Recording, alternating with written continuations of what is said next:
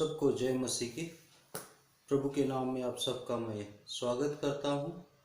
ये सुबह का सुंदर समय और सूरज के इस रोशनी में और पहले सांस जो हमने सुबह से उठने से या सोने तक हमने ली थी और अभी भी ले रहे हैं, इसका मतलब कि परमेश्वर हम सब से बहुत प्यार करते हैं। जबकि हम पापी थे फिर भी परमेश्वर ने हम पे आज एक दया और इस कृपा को दिखाया कि पवित्र आत्मा के द्वारा जो हमारे जीवन में उसने सांस दी थी, उसी सांस के आधार से हम लोग आज ಜೀವಿತೋं की ಭೂಮಿ पे ಪಾಯೆ जाते हैं। ಎಲ್ಲರಿಗೂ ಮೊದಲು ನಾನು ದೇವರ ನಾಮದಲ್ಲಿ ನಿಮಗೆ ವಂದನೆ ಹೇಳ್ತೇನೆ, ಯಾಕಂದರೆ ಈ ಸಮಯ ದೇವರು ನಮಗೆ ಅವಕಾಶ ಕೊಟ್ಟಿದ್ದಾನ। ಬೆಳಗಿಂದ ಈ ಸೂರ್ಯ ಬೆಳಕು ಆಮೇಲೆ ಉಸಿರಾಟ ಇದು ಎಲ್ಲ ದೇವರ ಕಡೆಯಿಂದ ಬಂದಿದೆ ಅಂತೆ ನಾವು ನಂಬಿ ದೇವ್ರ ನಮ್ಮ ಮೇಲೆ ಎಷ್ಟು ಪ್ರೀತಿ ಮಾಡ್ತಾನೆ। ನಾವು ಅವನ ದೃಷ್ಟಿಯಲ್ಲಿ ನಿನ್ನೆ ರಾತ್ರಿನೇ ಸಾಯಬೇಕಾಗಿತ್ತು, ಬಟ್ ನಾವು ದೇವರದ ಕೃಪೆ ದಯದಿಂದ ಇವತ್ತು ಜೀವಂತಿದ್ದೀವಿ। ಅದಕ್ಕೆ ಕಾರಣ ಅಂದರೆ ದೇವರದ ಕೃಪೆ।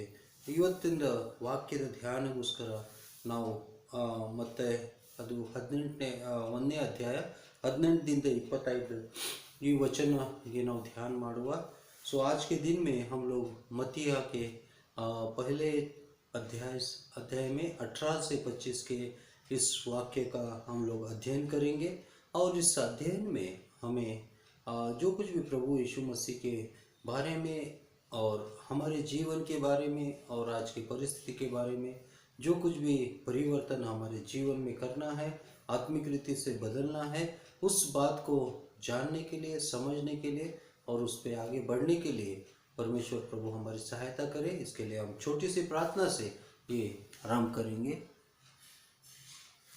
प्यारे परमेश्वर पिता, धन्यवाद देते इस समय को फिर से एक बार प्रभु तूने जो मौका दिया आज के इस प्रभु के जन्म के बारे में हम ले जो कुछ सोच रहे हैं, सीख रहे हैं और समझ रहे हैं। प्रभु कितने सालों से हम प्रभु यीशु के इस जन्म के बारे में सीखा है, समझा है, जाना है, लेकिन प्रभु अभी तक हमने उसका अनुसरण नहीं किया है और हमारे जीवन में इसका हम लोग इस्तेमाल नहीं कर रहे। इसके लिए हमको क्षमा कर और इसके आगे से प्रभु तो हमारे संग और साथ रहे।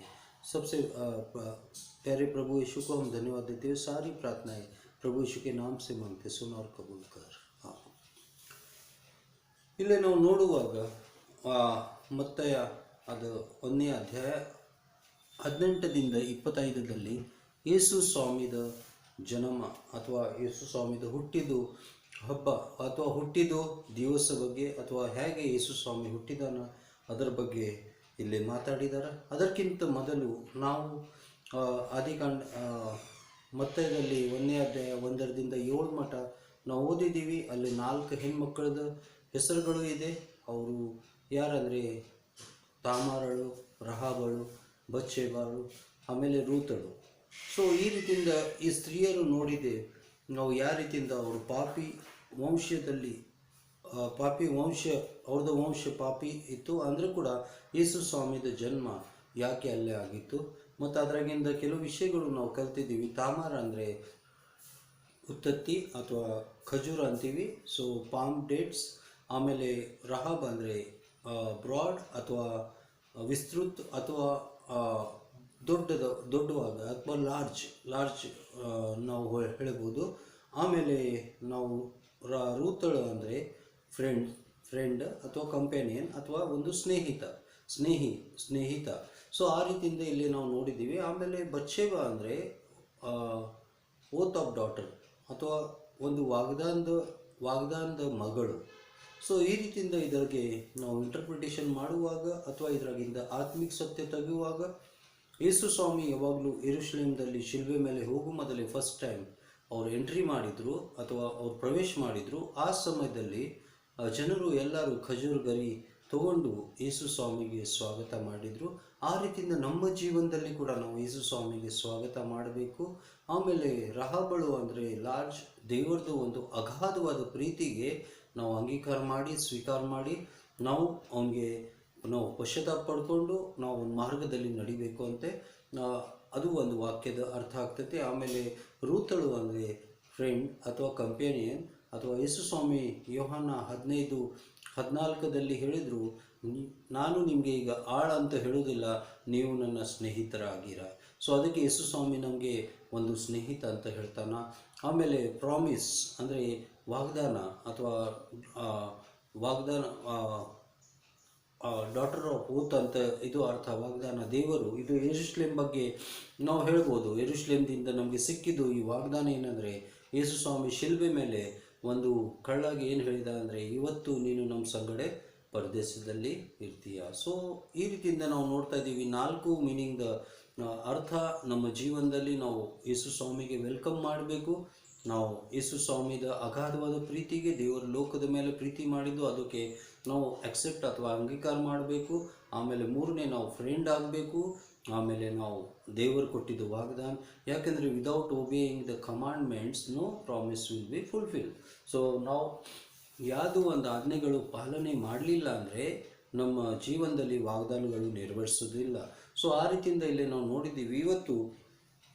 सो आज हमने पिछले बार देखा था कि तामार, राहाब, रूत और बत्शेबा, उनके नाम का मतलब जो है, तामार का मतलब है जो खजूर का पेड़ और खजूर के जो झाड़ की पत्तियां होती है, उसी पत्तियों से जब यीशु मसीह यरूशलेम में प्रवेश कर रहे थे, जब वो क्रूस पे मरने से पहले, तो लोगों ने उनका उस खजूर के पत्तों से उनका स्वागत किया था। और उसी तरह से हमें भी उनका स्वागत करना चाहिए। और उसके बाद में लार्ज का मतलब बहुत ही बड़ा, यानी परमेश्वर का प्रेम इतना अगाध है, कितना अनंत है कि उसके प्यार को हमको अंगीकार करना, स्वीकार करना बहुत ही ज़रूरी है। और तीसरी बात, रूत का मतलब है एक दोस्त या एक फ्रेंड।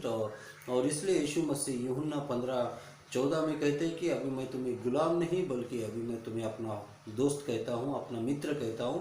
और इसके लिए हम उसकी मित्रता को कभी भी हम धोखा देने वाले न बन सके, बल्कि हम लोग उसके विश्वास योग्यता में चलने वाले बन सके। और बत्शेबा का मतलब है एक वायदा, जो प्रॉमिस ऑफ ओथ बोले तो डॉटर, प्रॉमिस ऑफ डॉटर।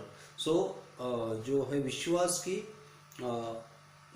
जो प्रोफेसी की जो बेटी है। तो इस तरह से हम लोग इसको यरूशलेम को इस नाम से जोड़ सकते हैं। और यरूशलेम से ये सब वायदे पूरे हो गए। विशेष करके जब यीशु मसीह क्रूस पर था, तो उसके जो दाहिने बाएं चोर थे, उसमें से एक चोर से उसने कहा कि तू आज ही मेरे साथ में उस सुखलोक में रहेगा।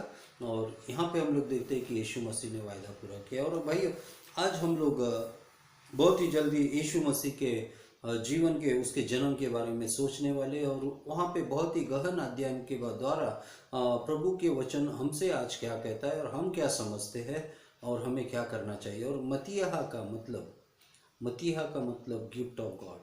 ಸೊ ಮತ್ತೈದ ಅರ್ಥ ದೇವರದ ಒಂದು ವರದಾನ ಅಥವಾ ಒಂದು ಗಿಫ್ಟ್. ಆಮೇಲೆ ನಾವು ಇಲ್ಲಿ ನೋಡತ್ತೀವಿ ಯೋಹಾನ್ ದ ಮೀನಿಂಗ್ ಆಲ್ಸೋ ಸೇಮ್ ಅಲ್ಲೇ ಬರ್ತೈತಿ, ಏನಂದರೆ ಅದು ಕೂಡ ಗಿಫ್ಟ್ ಆಫ್ ಗಾಡ್. ಸೊ ಆ ರೀತಿಯಿಂದ ಪ್ರತಿಯೊಂದು ವಿಷಯಕ್ಕೆ ಒಂದು ಹೆಸರಿಗೆ ಒಂದು मीनिंग ಇದೆ. सो फर्स्ट वाक्य में हम जब देखते हैं तो 18 में लिखा है कि मसीह यीशु का जन्म इस प्रकार से हुआ। तो यहाँ पे हम लोग देखते हैं कि मत्ती जो है वो बहुत ही अद्भुत रीति से उसके नाम के अनुसार वो हमको यीशु मसीह को ही हमको गिफ्ट दे रहा है कि वो किस तरह से यीशु मसीह का जन्म हुआ है। क्योंकि इस सेंटेंस को हम लोग सिर्फ मत्ती में ही देखते हैं कि इस प्रकार. ಸೊ ಯಾವ ರೀತಿಯಿಂದ ಯೇಸು ಸ್ವಾಮಿದ ಜನನು ಹೇಗೆ ಆಯಿತು ಅಂದರೆ ಕನ್ನಡದಲ್ಲಿ ಇದು ಮಾತುಗಳು ಇಲ್ಲಿ ಮಾತಾಡಿದರೆ ಹೇಗೆ ಆಯಿತು, ಯಾಕೆ ಈ ಸೆಂಟೆನ್ಸ್ ಅಥವಾ ಈ ಸ್ಟೇಟ್ಮೆಂಟ್ ಇಲ್ಲಿ ಬಂದಿದೆ, ಅದಕ್ಕೆ ಅರ್ಥ ಏನಂದರೆ ಈ ರೀತಿಯಿಂದ ಯಾರ್ದು ಜನ್ಮ ಅಥವಾ ಯಾರ್ದು ಹುಟ್ಟು ಆಗಿಲ್ಲ. ಸೊ ಆ ರೀತಿಯಿಂದ ಇಲ್ಲಿ ನೋಡುವಾಗ ನಾವು ಯೇಸು ಸ್ವಾಮಿದ ಜನನೂ ಹೇಗೆ ಆಯಿತು. ಸೊ ಮುಪ್ಪಿನ ಕಾಲದಲ್ಲಿ ಇರುವ ಅಬ್ರಹಾಮ್ಗೆ ದೇವರು ಮಕ್ಕಳು ಕೊಟ್ಟಿದ್ದ, ಆಮೇಲೆ ಬಂಜೆ ಇರುವ ರಾಹೇಲ್ಗೆ ದೇವರು ಮಕ್ಕಳು ಕೊಟ್ಟಿದ್ದ, ಹನ್ನಾಗೆ ಮಕ್ಕಳು ಕೊಟ್ಟಿದ್ದ. ಅದಷ್ಟೇ ಇಲ್ಲದೆ ಹೊಸ ಒಡಂಬಡಿಕೆಯಲ್ಲಿ ನೋಡುವಾಗ ಅಲ್ಲಿ ಜಕರಿಯ ಮತ್ತು ಎಲಿಜಾಬೆತ್ಗೆ ಕೂಡ ದೇವರು ಮಕ್ಕಳು ಕೊಟ್ಟಿದ್ದ. ಅಷ್ಟಲ್ಲದೆ ವಿಶೇಷವಾಗಿ ಏನಂದರೆ ಒಂದು ಕುಮಾರಿಗೆ ಅಥವಾ ಒಂದು ಕನ್ನಿಕೆಗೆ ದೇವರು ಮಗು ಕೊಟ್ಟಿದ್ದ. ಇದಕ್ಕಿಂತ ದೊಡ್ಡ ನಮಗೆ ಸುವಾರ್ತೆ ಏನು ಬೇಕು? ಯಾಕಂದರೆ ಈ ವಾಕ್ಯದಿಂದ ನಾವು ಏನು ಕಲಿತೀವಿ ಅಂದರೆ nothing is impossible to the god. ದೇವರಿಗೆ ಅಸಾಧ್ಯವಾದ ಏನಿಲ್ಲ. ಆ ರೀತಿಯಿಂದ ನಮ್ಮ ಜೀವನದಲ್ಲಿ ಕೂಡ ನಾವು ಅಸಾಧ್ಯವಾದ ವಿಶ್ವಾಸ ಇಟ್ಟರೆ ದೇವರು ಅಸಾಧ್ಯವಾದ ಕಾರ್ಯ ಮಾಡ್ತಾನ. ಅದಕ್ಕೆ ವಿಲಿಯಂ ಕೇರಿ ಅವ್ರು ಹೇಳ್ತಾರ, expect great things from the God and attempt great things for the God. So are we ready to keep faith on the Jesus Christ? But before that ನಾವು ಪಶ್ಚಾತ್ತಾಪ ಮಾಡಬೇಕು.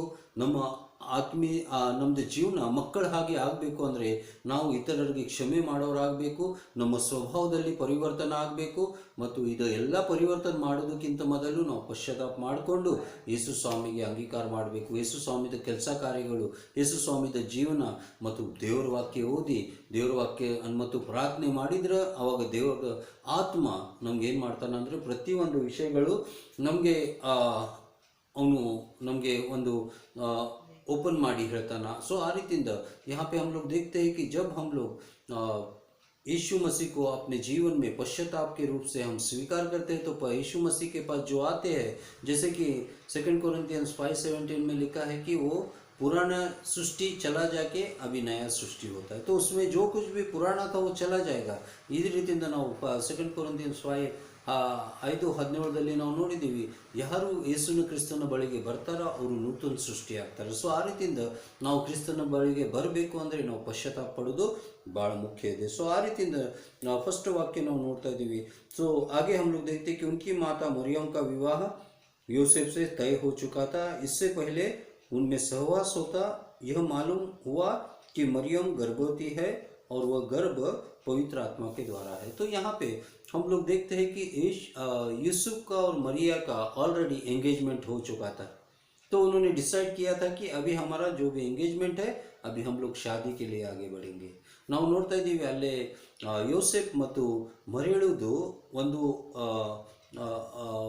ಅವ್ರದ್ದು ಎಂಗೇಜ್ಮೆಂಟ್ ಆಗಿತ್ತು. ಆ ಎಂಗೇಜ್ಮೆಂಟ್ ಆದಮೇಲೆ ಅದು ಮುಂದಿನ ನಿರ್ಧಾರ ಏನಿತ್ತು ಅಂದರೆ ನಾವು ಮುಂದೆ ಮ್ಯಾರೇಜ್ ಮಾಡೋಣ. ಸೊ ಅವ್ರದ್ದು ಒಂದು ನಿರ್ಧಾರ ಏನಿತ್ತು ಅಂದರೆ ಯೋಸೆಫ್ ಮತ್ತು ಮರಿಯಳು ಇಬ್ಬರು ಗಂಡ ಹೆಂಡತಿ ಆಗಬೇಕು ಅಂತ. ಬಟ್ ಅದಕ್ಕಿಂತ ಮೊದಲು ಒಂದು ವಿಶೇಷವಾದ ಮಿರಾಕಲ್ ಏನಾಯ್ತು ಅಂದರೆ ಆ ಮರಿಯಳು ಪವಿತ್ರ ಆತ್ಮದಿಂದ ಆಕೆ ಒಂದು ಬಸರಾಗಿದ್ದು ಅಲ್ಲಿ ನಾವು ನೋಡ್ತಾ ಇದ್ದೀವಿ. सो लेकिन उसके पहले हम लोग क्या देखते हैं कि मरिया को वहाँ पे हम लोग पवित्र आत्मा के द्वारा वहाँ पे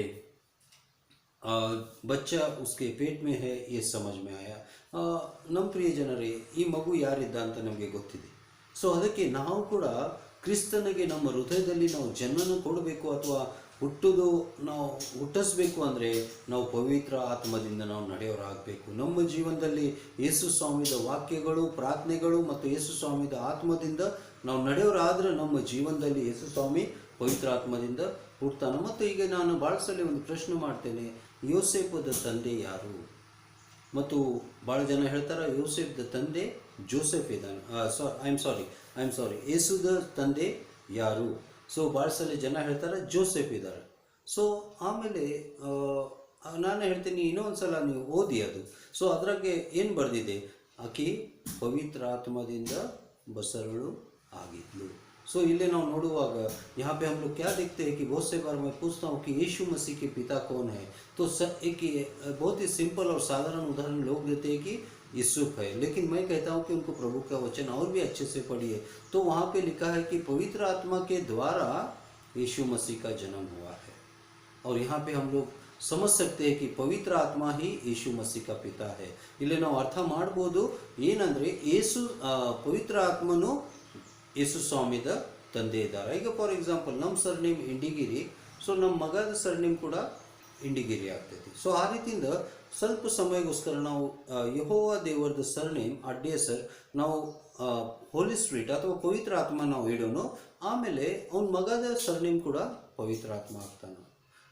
ನಿಮಗೆ ಅರ್ಥ ಆಗ್ತಾ ಇರ್ಬೋದು ನಾನು ಏನಿಲ್ಲ ಯಾವ ವಿಷಯಕ್ಕೆ ನಾನು ಹೊರಗಡೆ ತರ್ತಾ ಇದ್ದೀನಿ. ಪವಿತ್ರ ಆತ್ಮದ ಮಗ ಪವಿತ್ರ ಆತ್ಮ. ಈಗ ಯಾವ ರೀತಿಯಿಂದ ಯೇಸು ಸ್ವಾಮಿ ತಂದೆ ಕುಮಾರ್ ಪರಿಶುದ್ಧಾತ್ಮ ಇದ್ದಾನೆ ಅದು ನಾವು ಮುಂದೆ ನೋಡೋಣ. ಬಟ್ ಬಿಫೋರ್ ದ್ಯಾಟ್ ನಾವು ಹಳೆ ಒಡಂಬಡಿಕೆಯಲ್ಲಿ ಕೂಡ ಜಲ ಸಮೂಹ ಮೇಲೆ ಯಾರು ಚಲಿಸುತ್ತಿತ್ತು? ಪವಿತ್ರ ಆತ್ಮ ಜಲ ಸಮೂಹ ಮೇಲೆ ಚಲಿಸುತ್ತಿತ್ತು. ಆಮೇಲೆ ಹೊಸ ಒಡಂಬಡಿಕೆಯಲ್ಲಿ ನೀರ ಮೇಲೆ ಯಾರು ಚಲಿಸಿದ್ರು?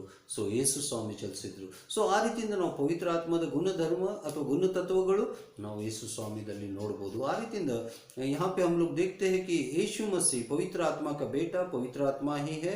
और जब हम पुराने नियम उत्पत्ति की किताब में देखते हैं 1 और 2 उसके दूसरे वचन में कि पवित्र आत्मा जल समूह के ऊपर चल रहा था या समुद्र के ऊपर उसकी आत्मा चल रही थी। और नए नियम में हम लोग जब आते हैं तो वहाँ पे यीशु मसीह पानी के ऊपर चल रहा था। और इस तरह से हम लोग देखते हैं कि वहाँ का सीक्रेट कैसे यीशु मसीह ही पवित्र आत्मा है। और बाद में इसको और भी दृढ़ चाहिए तो उसके लिए यूहन्ना 14:6 से आगे जब हम पढ़ते हैं, यीशु मसीह ने 6 में कहा है कि मार्ग सत्य जीवन मैं ही हूँ, और जो मेरे पास नहीं आता वो परमेश्वर के पास पहुंच नहीं सकता। और इसी तरह से फिलिप उससे पूछता है कि अरे यीशु मसीह आप हमको पिता दिखा दीजिए, हमको काफ़ी है। तभी यीशु मसीह उससे कहते हैं, अरे फिलिप तू इतने दिन मेरे साथ में था, तुझको इतना भी पता नहीं, जो मुझको देखता है वो जो वो परमेश्वर पिता को देखता है। और उसी तरह से ಇಲ್ಲಿ ನಾವು ನೋಡುವಾಗ ಇಲ್ಲಿ ಕೂಡ ಯೋಹನ್ನ 14:6 ಅಲ್ಲಿ ನಾವು ಏನು ನೋಡ್ತೀವಿ ಅಂದರೆ ಯೇಸು ಸ್ವಾಮಿ ಮಾರ್ಗ ಸತ್ಯ ಜೀವನ ನಾನು ಇದ್ದೀನಿ ಅಂತ ಹೇಳುವಾಗ ಅವಾಗ ಫಿಲಿಪ್ ಏನು ಹೇಳ್ತಾನೆ ಅಂದರೆ ನೀನು ನಮಗೆ ತಂದೆ ಅಷ್ಟು ತೋರಿಸು ಅಷ್ಟೇ ಸಾಕು ಅಂತ ಹೇಳುವಾಗ ಯೇಸು ಸ್ವಾಮಿ ಫಿಲಿಪ್ಗೆ ಹೇಳ್ತಾರ, ಏನು ಫಿಲಿಪ ಇಷ್ಟು ದಿವಸ ನೀನು ನಮ್ಮ ಜೊತೆ ಇದ್ದಿ, ನಿಮಗೆ ಅಷ್ಟು ಗೊತ್ತಾಗಲಿಲ್ಲ, ಯಾರು ನನಗೆ ನೋಡ್ತಾರಾ ಅವ್ರ ತಂದೆಗೆ ನೋಡ್ತಾರ। ಸೊ ಈ ರೀತಿಯಿಂದ ನಾವು ನೋಡ್ತಾ ಇದ್ದೀವಿ ಈ ತ್ರಿಯಕತೆ, ಈ ट्रिनिटी यीशु स्वामी दल्ली ನಾವು ನೋಡ್ತಾ ಇದ್ದೀವಿ। और इस तरह से हम लोग देखते हैं कि वहाँ पे फिलिप जो कहता है उसके अनुसार, यीशु मसीह के कहने के अनुसार पिता पुत्र पवित्र आत्मा तीनों भी एक है। और मुझको भी कभी कभी सवाल आता था कि यहोवा परमेश्वर कौन है और पवित्र आत्मा कौन है। तो यूहन्ना इसका वो जवाब देता है कि यूहन्ना 4:24 में परमेश्वर आत्मा है और उसकी आराधना आत्मा और सच्चाई में करना है। लेकिन यहाँ पे परमेश्वर आत्मा है और आत्मा परमेश्वर है। ಅದಕ್ಕೆ ನಾನು ಭಾಳ ಸಲ ಒಂದು ಪ್ರಶ್ನೆ ನಮಗೆ ಬರ್ತಿತ್ತು, ಯೆಹೋವ ದೇವರು ಯಾರು, ಪವಿತ್ರ ಆತ್ಮ ಯಾರು? ಅದಕ್ಕೆ ಯೋಹಾನ್ ಏನು ಹೇಳ್ತಾನಂದರೆ ಆ ದೇವರು ಆತ್ಮಸ್ವರೂಪ ಇದ್ದಾನೆ, ಆತ್ಮಸ್ವರೂಪ ದೇವರಿದ್ದಾನೆ। ಸೊ ಅದಕ್ಕೆ ನಮ್ಮ ಪ್ರಿಯ ಜನರೇ ಇಲ್ಲೇ ನಾವು ನೋಡ್ತಾ ಇದ್ದೀವಿ ಈ ಯೆಹೋವ ದೇವರು, ಯೇಸು ಸ್ವಾಮಿ ಮತ್ತು ಪರಿಶುದ್ಧ ಆತ್ಮ ಈ ಮೂರು ಜನ ಒಂದಿದ್ರಾಗೆ ಅವ್ರು ಇನ್ವಾಲ್ವ್ ಇದ್ದಾರೆ। ಸೊ ಆ ರೀತಿಯಿಂದ ಇಲ್ಲೇ ನಾವು ನೋಡುವಾಗ ಯೇಸು ಸ್ವಾಮಿದ ಜನನ ಬಗ್ಗೆ ನಾವು ಗೊತ್ತಾಯ್ತು। ಮತ್ತು 20ನೇ ವಚನದಲ್ಲಿ ನಾವು ನೋಡುವಾಗ 19ದಲ್ಲಿ ನೋಡುವಾಗ उनके पति योसेफ धर्मी पुरुष थे, वे नहीं चाहते थे कि मरियम को किसी प्रकार से लज्जित होना पड़े, इसलिए उन्होंने किसी पर प्रकट किए बिना मरियम को त्याग देने का निर्णय किया था। सो इल्ले ನಾವು ನೋಡ್ತಾ ಇದ್ದೀವಿ ಯೋಸೇಫನು ಮರಿಯಳುಗೆ ಆ ಬಸರಿರುವುದು ನೋಡಿ ಆಕೆಗೆ ಗುಪ್ತವಾಗಿ ಆಕೆಗೆ ಬಿಡಬೇಕು ಅಂತೆ ಅವನು ಆಲೋಚನೆ ಮಾಡ್ತಾ ಇದ್ದಾನೆ। ಈಗ ನಮ್ಮದು ಪ್ರಶ್ನೆ ಜನರಲಿ ನಾನು ಭಾಳ ಸಲ ಜನರಿಗೆ ಕೇಳ್ತೇನೆ, Yosef is a good man or bad man? ಅವಾಗ ಭಾಳ ಜನ ಹೇಳ್ತಾರ is a good man because Bible also says like that, but what is the next sentence is talking? So outside ಅವನು ಯೋಸೆಫ್ ಒಳ್ಳೆ ಇದ್ದ, ಬಟ್ ಒಳಗಡೆ ಅವನು ನಡೆಯುವ ವಿಚಾರಗಳು ಏನಿತ್ತು ಆ ಒಳ್ಳೆ ವಿಚಾರ ಇತ್ತು, ಯಾಕೆಂದರೆ ಅವನು ದೇವರದ ಪ್ಲ್ಯಾನ್ಗೆ ಅವನು ಅಡ್ಡಿ ಹಾಕತ್ತಿದ್ದ। ಭಾಳ ಜನ ಹೇಳ್ತಾರ ಅದು ಅವನಿಗೆ ಗೊತ್ತಿದ್ದಿಲ್ಲ, ಓಕೆ ಅವ್ನಿಗೆ ಗೊತ್ತಿದ್ದಿಲ್ಲ, 24ದಲ್ಲಿ ಅವನು ಒಬಿಡಿಯನ್ಸ್ ಆಗಿದ್ದಾನ, ದಟ್ಸ್ ಕರೆಕ್ಟ್। ಬಟ್ ಇವತ್ತು ನೀವು 2000 ವರ್ಷ ಆದಮೇಲೆ ಇದು ವಾಕ್ಯ ಧ್ಯಾನ ಮಾಡ್ತಾ ಇದ್ದೀವಿ, ಆ ರೀತಿಯಿಂದ ಜೋಸೆಫ್ಗಳು ನಮ್ಮ ಮಧ್ಯದಲ್ಲಿ ಇದ್ದಾರೆ, ಹೊರಗಿಂದ ರೈಚಸ್ ಇದ್ದಾರೆ, ಒಳಗಿಂದ ನಾಟ್ ರೈಟ್, ಅಥವಾ ದೇವರ ಜೊತೆ ಅವ್ರದ್ದು ಒಂದು ಅವ್ರದ್ದು ಒಳ್ಳೆ ಜೀವನ ಇಲ್ಲ। ಸೊ ಅದಕ್ಕೆ ನಮ್ಮ ಪ್ರಿಯ ಜನರೇ ನಮ್ಮ ಜೀವನದಲ್ಲಿ ನಾವು ಯೋಸೆಫನ ಹಾಗೆ ಹೊರಗಿಂದ ಚೆನ್ನಾಗಿ ಒಳಗಿಂದ ನಾವು ಹೇಗಿದ್ದೀವಿ। ಸೊ ಅದಕ್ಕೆ ಇಲ್ಲೇ ನಾವು ನೋಡ್ತಾ ಇದ್ದೀವಿ ಯೇಸು ಸ್ವಾಮಿ ಆ ಗಿಡ ಬಗ್ಗೆ ಕೂಡ ಮಾತಾಡಿದರು। ಆ ಅಂಜೀರದ ಗಿಡದಲ್ಲಿ ಅವರು ಹಣ್ಣು ಹುಡುಕಾಡಲಿಕ್ಕೆ ಹೋಗಿದ್ರು, ಬಟ್ ಅಲ್ಲಿ ಅವ್ರಿಗೆ ಹಣ್ಣು ಸಿಕ್ಕಿಲ್ಲ, ಯಾಕಂದರೆ ಹೊರಗಿಂದ ಆ ಗಿಡ ಭಾಳ ಚೆನ್ನಾಗಿದ್ದ, ಬಟ್ ಒಳಗಿಂದ ಅದಕ್ಕೆ ಹಣ್ಣು ಇದ್ದಿಲ್ಲ। ನಮ್ಮ ಪ್ರಿಯ ಜನರೇ ದೇವರು ಯೇಸು ಸ್ವಾಮಿ ನಮ್ಮ ಜೀವನದಿಂದ ಕೂಡ ಈ ಫಲಗಳು ನಮಗೆ ಎಕ್ಸ್ಪೆಕ್ಟ್ ಮಾಡ್ತಾನೆ, ಯಾಕೆಂದರೆ ನಂಬಿಕೆ ಭಾಳ ಮುಖ್ಯ ಇದೆ। ಯಾಕೆಂದರೆ ಅವನು ಲೌಕಿಕ ದೃಷ್ಟಿಯಲ್ಲೇ ಅವನು ವಿಚಾರ ಮಾಡತ್ತಿದ್ದ, ವಿಚಾರ ಚೆನ್ನಾಗೇ ಇತ್ತು, ಬಟ್ ಅವನು ಡೈವರ್ಸ್ ಮಾಡಬೇಕು ಅಂತ ಇದು ಅವನ ಆಲೋಚನೆ ಇತ್ತು, ಅಥವಾ ಅವನಿಗೆ ಯಾವ ರೀತಿಯಿಂದ ನಾನು ಆಕೆಗೆ ಬಿಡುಗಡೆ ಅಥವಾ ತಲಾಕ್ ಅಥವಾ ಈಕೆಗೆ ನಾವು ಬಿಡಬೇಕು ಅಂತ ಅವನು ಆಲೋಚನೆ ಮಾಡಿದ್ದಾರೆ। ಸೊ ಯಾರಿಗೆ ದೇವರು ಕೊಡಿಸಿದ್ದಾನೆ ಅದಕ್ಕೆ ಯಾರು ಸೆಪ್ರೇಟ್ ಮಾಡಬಾರ್ದು ಅಂತ ದೇವರ ವಾಕ್ಯದಲ್ಲಿ ಸ್ಪಷ್ಟವಾಗಿ ಬಂದಿದೆ। ಸೊ ಅದಕ್ಕೆ ದೇವರು ಅವನಿಗೆ ಕನಸಿನಾಗೆ ಬಂದು ಏನು ಹೇಳ್ತಾನೆ ಅಂದರೆ ಎಲೇ ಯೋಸೆಫ್, ಇದು ಅರ್ಥ ಏನಂದರೆ ಯಾವ ರೀತಿಯಿಂದ ನಾವು ಹಿಂದಿಯಲ್ಲಿ ನಾವು ನೋಡ್ತೀವಿ ಯೋಸೆಫ್, ಸೊ ಅಲ್ಲೇ ಒಂದು ಕಾಮ ಕೊಟ್ಟಿದ್ದಾರೆ, ದಟ್ ಮೀನ್ಸ್ ಅಲ್ಲಿ ಕನ್ನಡದಲ್ಲಿ ಭಾಳ ಚೆನ್ನಾಗಿದೆ, ಎಲೇ ಯೋಸೆಫ್ನೇ ಮೀನ್ಸ್ ಅರೇ ಯೋಸೆಫ್, ಅರೇ ಜೋಸೆಫ್ ತು ಕ್ಯಾ ಕರ್ ರಹಾ ಹೈ। ಸೊ ಆ ರೀತಿಯಿಂದ ದೇವರು ಅಲ್ಲಿ ಏನು ಹೇಳ್ತಾ ಇದ್ದಾನೆ ಅಂದರೆ, ನೀನು ದಾವೀದದ ವಂಶದ ಒಂದು ಮಗ ಇದ್ದು ನೀನು ಏನು ಮಾಡ್ತಾ ಇದ್ದೀನಿ ಅಂದರೆ ದೇವರದ ಒಂದು ವಾಗ್ದಾನ್ಗೆ ನೀನು ಅಡ್ಡಿ ಆಗ್ತಾ ಇದ್ದಿ. ಸೊ ನಾನು ನಿಮ್ಮ ಬಗ್ಗೆ ಒಳ್ಳೆಯ ಒಂದು ಅಭಿಪ್ರಾಯ ಹಿಡಿದಿದೆ, ನಾನು ನಿನ್ನ ಬಗ್ಗೆ ಒಳ್ಳೆ ಅಂತ ಮಾತು ಹೇಳಿದೆ, ಬಟ್ ಒಳಗಿಂದ ನಿಮ್ಮ ಥಾಟ್ಸ್ಗಳು ಇಸ್ ನಾಟ್ ಗುಡ್. ಸೊ ಅದಕ್ಕೆ ನಾವು ನೋಡ್ತಾ ಇದ್ದೀವಿ, ಯೋಸೆಫನ್ನು 24ರಲ್ಲಿ ಅವನು ವಿಧೇಯತೆ ಆಗಿದ್ದ. ಸೊ ಈಗ ಯಾಕೆ ನಾವು ಕ್ರಿಸ್ಮಸ್ ಸೆಲಿಬ್ರೇಟ್ ಮಾಡಬೇಕು? ಇದು ಮುಂದಿನ ಎಲ್ಲ ಪಾಠದಲ್ಲಿ 3 ವಿಷಯಗಳು ಭಾಳ ಇಂಪಾರ್ಟೆಂಟ್ ಇದೆ. ಯೇಸು ಸ್ವಾಮಿಗೆ 3 ಹೆಸರುಗಳು ಇದೆ. सो यहाँ पे क्यों ये बहुत ही महत्वपूर्ण है, क्योंकि यीशु मसीह को 3 नाम है और यहाँ पे इन तीनों नामों से उसके जीवन की घटनाओं को बताते हैं. और यहाँ पे हम लोग देखते हैं कि सबसे पहले यीशु का मतलब बचाने वाला, इमानुएल का मतलब परमेश्वर हमारे साथ है, और क्रिस्त का मतलब है, मसीहा का मतलब है वो एक अभिषिक्त राजा है. सो ಯೇಸು ಅಂದರೆ ರಕ್ಷಕ, ಆಮೇಲೆ ಇಮಾನ್ಯುಯಲ್ ಅಂದರೆ ದೇವರು ನಮ್ಮ ಸಂಗಡ ಇದ್ದಾರೆ, ಆಮೇಲೆ 3ನೇ ನಾವು ಏನು ನೋಡ್ತಾ ಇದ್ದೀವಿ ಅಂದರೆ ಕ್ರಿಸ್ತನು ಅಂದರೆ ಅಭಿಷಿಕ್ತನು. ಸೊ ಯೇಸು ಸ್ವಾಮಿ ಈ ಲೋಕದಲ್ಲಿ ಯಾಕೆ ಬಂದಿದ್ರು ಅಂದರೆ ನಮಗೆ ಪಾಪ ರಕ್ಷಣೆ ಮಾಡಲಿಕ್ಕೆ ಬಂದಿದ್ದರು. ಸೊ ಅದಕ್ಕೆ ನಾವು ಪಶ್ಚಾತ್ತಾಪ ಪಡಬೇಕು. ನಿಜವಾದ ಕ್ರಿಸ್ಮಸ್ ಕ್ಯಾಂಡಲ್, ಕ್ರೇಡಲ್ ಅಥವಾ ಕಲರ್ ಇಲ್ಲ, ಡೆಕೋರೇಷನ್ ಇಲ್ಲ. ಸೊ ನಿಜವಾದ ಕ್ರಿಸ್ಮಸ್ ಏನಂದರೆ ನಾವು ಪಶ್ಚಾತ್ತಾಪ ಮಾಡೋದು ಭಾಳ ಮುಖ್ಯ ಇದೆ. ಯೇಸು ಸ್ವಾಮಿ ಹುಟ್ಟಿ 2000 ವರ್ಷ ಆಗಿದೆ. ನಾವು ಕಂಟಿನ್ಯೂವಾಗಿ ಯೇಸು ಸ್ವಾಮಿ ಇನ್ಫಂಟ್ ಜೀಸಸ್ ಆಗಿ ಅಥವಾ ಒಂದು ಮಗು ಆಗಿ ಅವ್ರು ಜೀವಿಸೋದಿಲ್ಲ.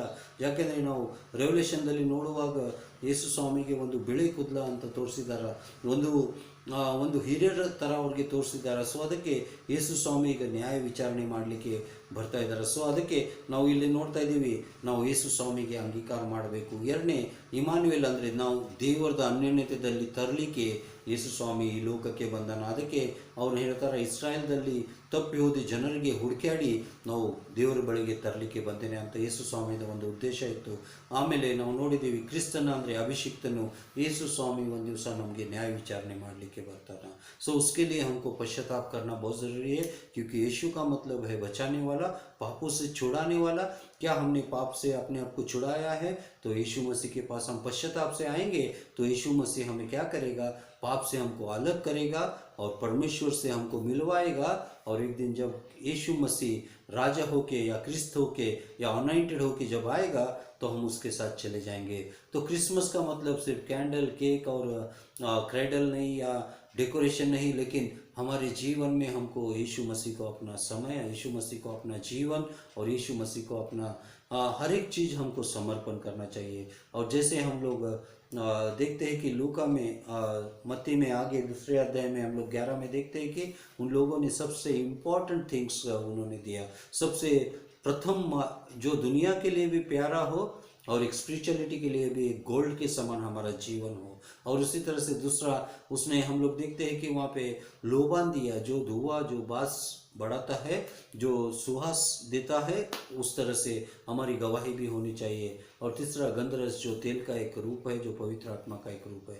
तो मेरे प्यारे भाई और बहनों, हमारे जीवन में हम सर्वश्रेष्ठ परमेश्वर को क्या देने के लिए तैयार है? तो इस क्रिसमस के समय हमको एक बात को जानना चाहिए कि क्रिसमस बहुत ही गंभीर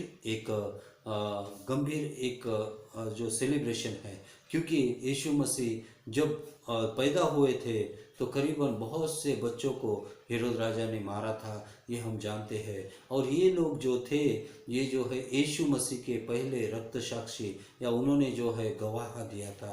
और इसके लिए मेरे प्यारे भाई और बहनों, क्रिसमस सिर्फ एक खुशी का संदेश नहीं, ये झाड़, ये पेड़ और बाद में कैंडल्स, डेकोरेशन, ये कहीं पे बाइबल में नहीं है. ये मत करो बोल के नहीं बोलता हूँ, लेकिन हमको बच्चों के लिए करना बहुत ही ज़रूरी है, क्योंकि यीशु मसीह को समझने के लिए हमको सब कुछ ये करना चाहिए, ऐसा मुझको लगता है. और यीशु मसीह का जन्म भी 25 तारीख को ही हुआ, ऐसा कहीं पे हिस्ट्री में नहीं है. लेकिन किसी भी कारण से हम लोग जब मिल के परमेश्वर की आराधना के लिए एक होते हैं, जहाँ 2 या 3 होते हैं तो वहाँ पे यीशु मसीह आते हैं. और इसके लिए हमको वजह चाहिए कि हम लोग एक हो जाए, क्योंकि यीशु मसीह कब पैदा हुआ, इससे ज़्यादा इम्पोर्टेंट क्या है कि यीशु मसीह इस दुनिया में आया था, वो जिया और हमारे लिए वो मर के वो पुनरुत्थान भी हुआ। और इसके लिए हमको इस बात को ध्यान में रखना है। ಅದಕ್ಕೆ ನಮ್ಮ ಪ್ರಿಯ ಜನರೇ, ಕ್ರಿಸ್ಮಸ್ದಲ್ಲಿ ನಾವು ಗಂಭೀರ ಆಗಬೇಕು. ಯಾಕೆಂದರೆ ಬಹಳ ಚಿಕ್ಕ ಮಕ್ಕಳಿಗೆ ಹೆರೋದ್ ರಾಜ ಯೇಸು ಸ್ವಾಮಿ ಹುಟ್ಟಿದ ಮೇಲೆ ಸಾಯಿಸಿದ. ಮೊದಲು ರಕ್ತ ಸಾಕ್ಷಿಯಾಗಿ ಮೊದಲು ಯೇಸು ಸ್ವಾಮಿ ಕಡೆಗೋಸ್ಕರ ಸತ್ಯ ಹೋಗಿದ್ರು ಈ ಮಕ್ಕಳು ಇದ್ದಾರೆ. ಅದಕ್ಕೆ ನಾವು ಈ ಕ್ರಿಸ್ಮಸ್ ಬಹಳ ಒಂದು ಗಂಭೀರತೆಯಿಂದ ನಾವು ಪಾಲನೆ ಮಾಡಬೇಕು. ನಮ್ಮ ಜೀವನದಲ್ಲಿ ಆ ಸೀರಿಯಸ್ನೆಸ್ ಬರಬೇಕು. ಅವಾಗೆ ಕ್ರಿಸ್ತನ ಯಾವ ರೀತಿಯಿಂದ ನಾವು ಹಳೆ ವರ್ಷದಲ್ಲಿ ನೋಡಿದ್ದೀವಿ, ಕೊರೋನಾ ವೈರಸ್ದಿಂದ ನಾವು ತ್ರಸ್ತಾಗಿದ್ದೀವಿ. ಮಾತ್ರ ಈ ಸಮಯದಲ್ಲಿ ಏನು ಬಂದರೂ ಕೂಡ ನಾವು ಯೇಸು ಸ್ವಾಮಿಗೆ ನಮ್ಮ ಹೃದಯದಲ್ಲಿ ಪಶ್ಚಾತ್ತಾಪವಾಗಿ ನಾವು ಅಂಗೀಕಾರ ಮಾಡಿದರೆ ನಮಗೆ ಏನೂ ಭಯ ಇಲ್ಲ. ನಮ್ಮ ಜೀವನದಲ್ಲಿ ಜಯ ಇದೆ. ಯಾಕೆಂದರೆ ಕ್ರಿಸ್ತನಲ್ಲಿ ಜೀವಿಸೋರು ಎಲ್ಲರೂ जय जय। जब हम यीशु मसीह को अपने जीवन में लाते हैं तो हमारे जीवन में हमेशा विजय होती है। और इस तरह से परमेश्वर प्रभु आपको सबको आशीष दे और धन्यवाद।